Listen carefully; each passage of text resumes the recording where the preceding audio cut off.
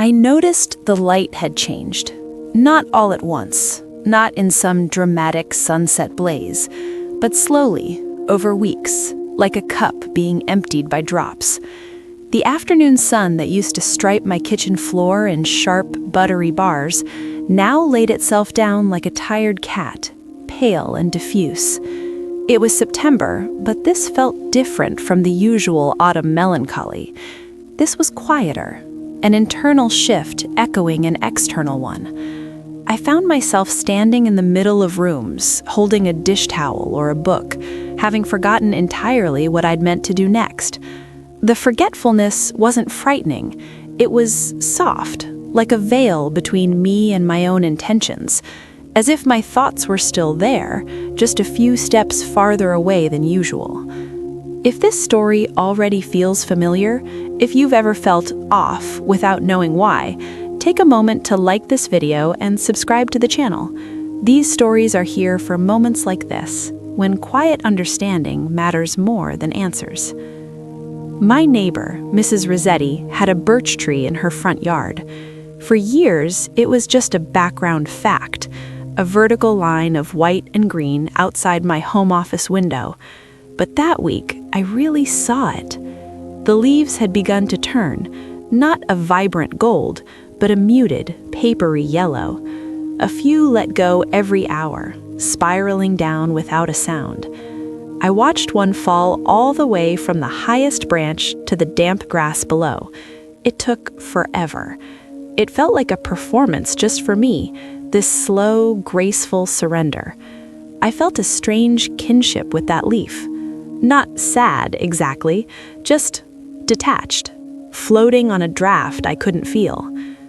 The tiredness was the hardest part to explain. It wasn't the kind you fix with an early night. I slept 8 hours, woke up, and the fatigue was already there, settled in my bones like a low hum. It was the fatigue of carrying something, but my hands were empty. The weight of my own spirit felt just a little too heavy for my body that day. I'd make tea, and the simple act of waiting for the kettle to boil felt like a monumental exercise in patience. The steam would rise, thin and shapeless, and I'd just watch it, thinking of nothing and everything at once. I went to the grocery store. The normality of it felt almost jarring.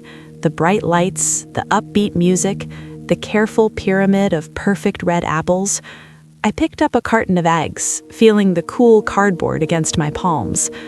A woman laughed 2 aisles over, a bright, sparkling sound. It felt miles away, like hearing something from the surface when you're underwater. I moved through the rituals, weighing bananas, checking the date on milk, feeling the cold air spill from the open dairy case. I was performing a person doing errands, and doing it perfectly well. But inside, there was a quiet confusion, a soft static. Why is this so hard?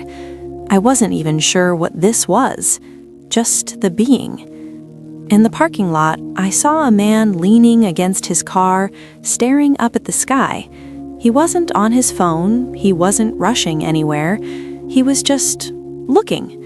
For a second, our eyes met, and I saw it there in his face too, that same quiet carrying. A recognition passed between us, silent and complete. Then he blinked, opened his door, and drove away. That tiny moment didn't fix anything, but it made the heaviness feel shared, distributed. It made it feel real, and therefore, somehow, more manageable. Back home, while putting the groceries away, I paused with a can of soup in my hand.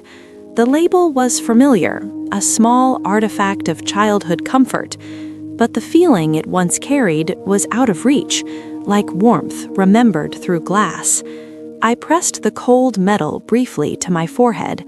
The physical sensation was clear, sharp. The emotional one remained fogged.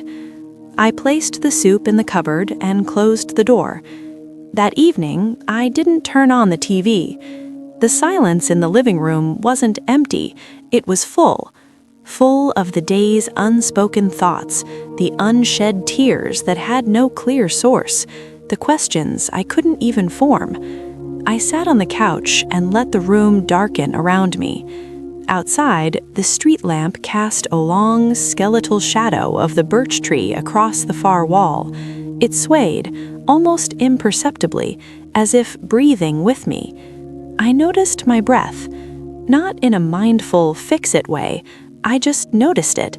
The in, the out, the slight pause in between. I was here, in this dim room, breathing. That was the one undeniable fact. Everything else, the heaviness, the disconnection, the static, was like weather moving through the atmosphere of that fact. I wasn't the weather, I was the one noticing it. The distinction felt important and incredibly gentle. I remembered a beach trip from years ago, not a special one, just an ordinary day. I'd been caught in a wave, tumbled, scraped my knee on the sand. Sitting on the shore, sputtering salt water, I'd been furious at the ocean for its indifference. Later, I'd just sat and watched it, the vast, rhythmic rolling. It wasn't indifferent, it was just being an ocean.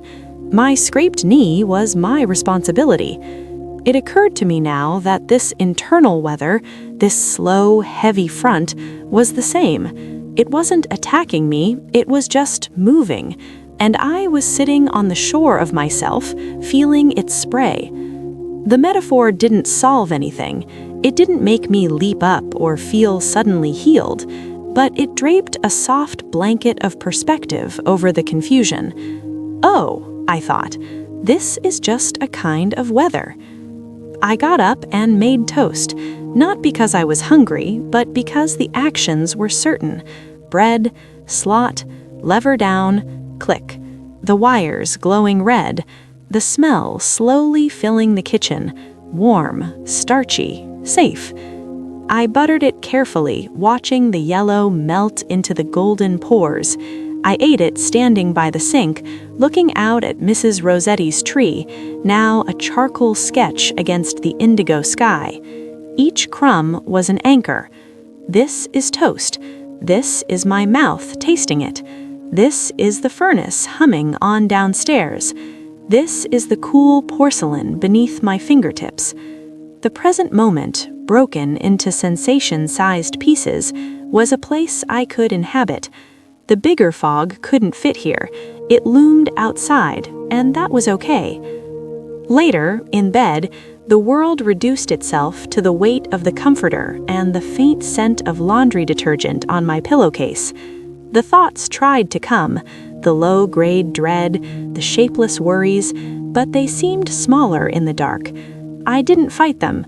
I let them drift by, like birch leaves. Some floated close, others disappeared entirely.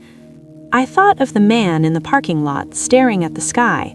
I hoped he'd found a moment of peace too, a moment where the carrying didn't feel so solitary.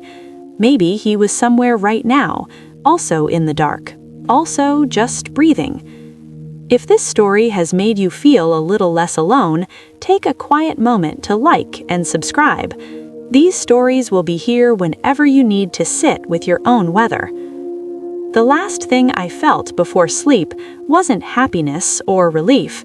It wasn't a triumphant conclusion. It was permission. Permission to not know. Permission to be tired. Permission to feel disconnected from a version of myself I thought I was supposed to be. Just permission to be this, a woman in a dark room, under a blanket, hearing the distant whistle of a train, carrying a quiet, unnamed sadness with tenderness instead of resistance. The heaviness didn't disappear, but it softened at the edges, blending into the night. It wasn't something to solve anymore, it was just part of the landscape, and I was there with it, not fighting, not fixing, just present. For now, that was more than enough.